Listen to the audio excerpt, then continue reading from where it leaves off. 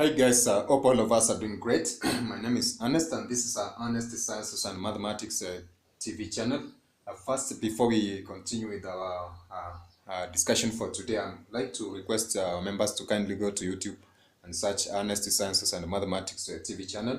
Subscribe and engage us in the comment section, and also click that notification bell so that you can be getting notification on our various uploads in different subjects for mathematics, physics, chemistry, and biology. So for today, we're going to look at this specific concept under the concept of radioactivity. And this is going to give us an aspect of, or rather a way in which we're going to describe the concept of nuclear stability.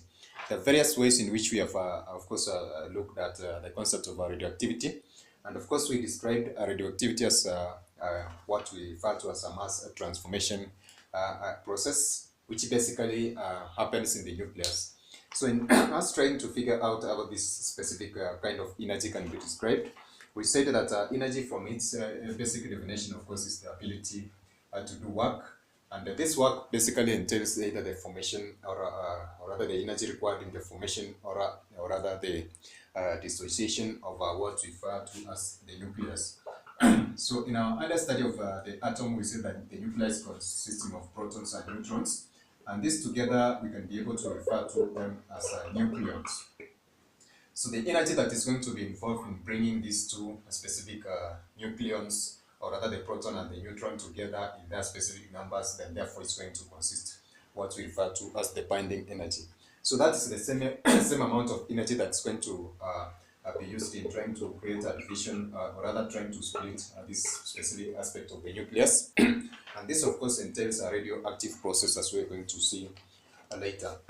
Now, there are various ways in which we say we can be able to describe energy, especially in conversions of various units that we had looked under the subject of units, especially in mathematics. And these specific units can be followed by various prefixes, which can be given in terms of multiples of 10, perhaps, whereby x ranges between 0 to, of course, large numbers. So in this specific case, then therefore we are going to mention a few prefixes that can be used and denoting energy. And in this sense, I mean the concept of electron volts. And in particular, we're going to say that one unit for electron volt is going to represent as 0.602 times 10 negative 19, which basically is the, as we had said, the charge that is going to be contained in by a proton or an electron, respectively. So in this particular case, this is going to appear in terms of joules. And then sometimes we are going to denote these forms of different forms of energy using the units of mega electron volts. So in this specific case, then therefore the term mega is going to refer to the concept of a million, which is basically 10 to the power of 6 given as such. So sometimes I'm going to give these units in terms of mega electron volts or electron volts respectively, and I've just given that equivalent in terms of joules. So therefore this is going to create a distinction between the concept of mega electron volts and volts respectively in terms of their multiples. So basically we can see that this one has reduced by power, or has been multiplied by a power of 10 to raise to power 6, in trying to convert this one from electron volts to mega electron volts respectively. So that one having been said and done, we're going to look at this concept of binding energy in relation to what we have looked at from our previous topics in chemical reactions, whereby we say that we can be able to find the energy of the formation of a compound, for instance carbon 4 oxide, by trying to look at the from its specific constituents, and therefore that is going to give us the stability of that specific compound or molecule, as I can say for this case for CO2. So this one was in thermodynamics, and I'm going to put a link also in the description box. So in any case, if you have an interest in trying to look at this specific concept of thermodynamics, then it's going to be assisting us in that specific sense. So the concept of binding energy is equivalent to is a form of energy that is described, of course, in radioactivity, but in relation to the chemical reactions, which is of course involved in either liberation or absorption of energy, we're going to see that generally if we try to describe this form of energy in chemical reactions, then therefore we're going to see that it's going to be a summation of the energy of its constituents, and that's going to give us its energy of formation. So the larger the value of this specific energy that is required to form this specific compound, the more stable this molecules is. So in radioactivity, the concept of binding energy is going to be realized, whereby we're going to see that the energy that is going to be used in trying to split these nucleons is going to be analogous to the energy that is going to be used, or rather the energy that is going to be used in forming this nucleon is going to be analogous to the energy that is used in chemical reactions in the formation of these specific compounds from its constituents, of course, as I've said. So in this case, we're going to see that the addition of a neutrons and a proton are going to involve some kind of energy and trying to create a fusion over these two. So this specific energy that is going to be used is referred to as the binding energy in this specific sense. Now we can be able to evaluate this value for the binding energy for different nucleons. And in our specific case, I'm going to use the concept of perhaps a deuterium, which is going to assist us, of course, calculate, or rather helium, in trying to find the energy that is going to be used, in this case, for binding energy. So since this one has been calculated, I can just give the one for deuterium, which is going to be given as 0.22 mega electron volts, now that I've given a conversion. So we can be able to create an equivalent of this, but in radioactivity we're going to emphasize specifically on the units of a mega electron volts, which is contrary to the chemical reactions whereby we use joules respectively. Now in this case, if I try to look at the concept of this other perhaps element for helium, I can be able to find the binding energy, which is going to be given as of course the energy that is going to be liberated whenever this specific mean element is going to be formed from its constituent nucleus. Now for helium and other elements, this is going to be achieved by finding the product of the energy that is going to be liberated. And in this case, we're going to employ the concept of Einstein's energy mass relationship, which is given as mc squared. So this is going to give us a unit for an equivalent or a conversion for units to electron volts.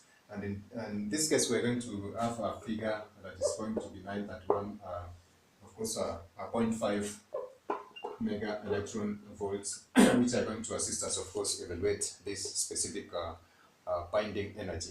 So this is going to be a product of this specific value from the Einstein's energy mass relationship and the mass defect that are given in our first, of course, evaluation. So therefore, the binding energy that we're going to get from this specific concept, then therefore can be able to be described in terms of an equation, whereby we're going to have the binding energy given as, so in mega electron volts, it's going to be given as, of course, the product of the negative, so this is going to be negative 931.5 mega electron volts. And then our study of exothermic and endothermic reaction, we talked about the concept of this negative sign for exothermic reaction. So therefore, this energy is going to be liberated, and it's going to be a product of this specific value and what we refer to as the mass defect, given as MA in terms of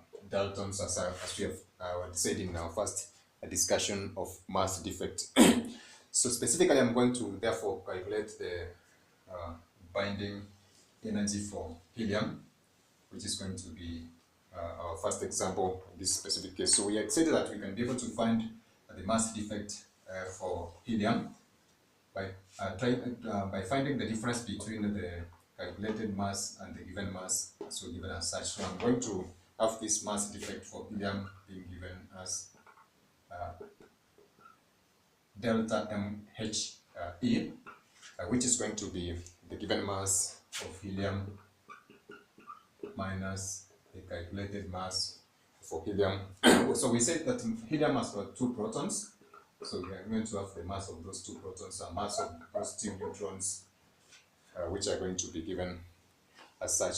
So therefore, this specific mass for given mass, of course, is a constant which we see that is going to be given. So there's no need for us to try and just maybe try to run that one. So this is 4.02603 into 2. So this is going to be given as a mass of a proton, which is 1.0072825 plus the mass of the 2 into the mass of the neutrons, which is 0.0086665 daltons. So the overall for this one is going to be a value which is negative 0.0303770, and this is going to be given as the mass defect of this specific helium. So I've said that this mass defect, together with the what we refer to as that conversion of 931.5 mega electron volts, and therefore is going to give us what we refer to as binding energy. So overall, we are going to have this equation of EB in mega electron volts being given as negative 931.5 times the mass defect, which is 0.0303770. So this is going to be a positive value, which is 28.3 mega electron volts given as such. So this basically, the mega electron volts are going to be the electron volts of the nucleons, which are the 2 protons and the 2 neutrons given respectively. So the variation in this specific part of the energy, maybe in terms of a lower value or a higher value, is going to indicate the mass, or rather the stability of this specific nucleus, or rather the nucleus. Now in this sense, of course, I've said that this is going to be a value for helium.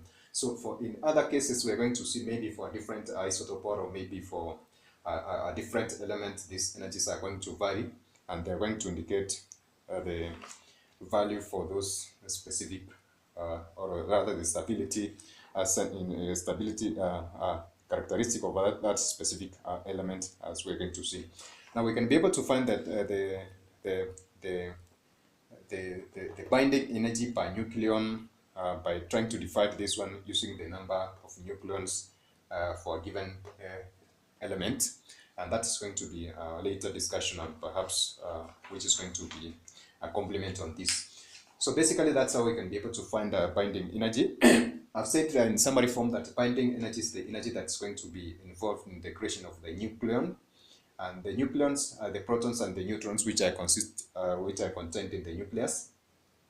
And this is analogous to the energy that is, of course, realized in chemical reactions of the energy of formation. I've given an example for the CO2. So therefore, in case of the radioactivity process, we're going to see that the energy that is involved in formation of the nucleus is the energy of the constituent elements, and therefore we are going to see that this is going to involve the difference in mass, which we refer to as the mass defect, which is a difference between calculated and measured, or rather calculated and measured mass. And then we're going to see that this product of the mass defect and this conversion of the mass energy relationship from Einstein's energy mass relationship, then therefore is going to give us the binding energy of that specific neutron. So in this case, we're going to look at a different concept from this, and perhaps that is going to assist us create a difference, or try to create a comparison between the energy that is liberated in radioactive processes and the normal energies that we have been looking at in chemical thermodynamics. So that is going to, of course, assist us try to see the whole difference between the two, and realize that the energy that is basically involved in the nucleus, in the radioactive process, is an enormous amount of energy, which of course gives us in an essence the reason as to why this is being exploited in the development of energy solutions in our present society, especially the nuclear energy. So that is it for now, guys. So by God bless you. Catch us in our next video.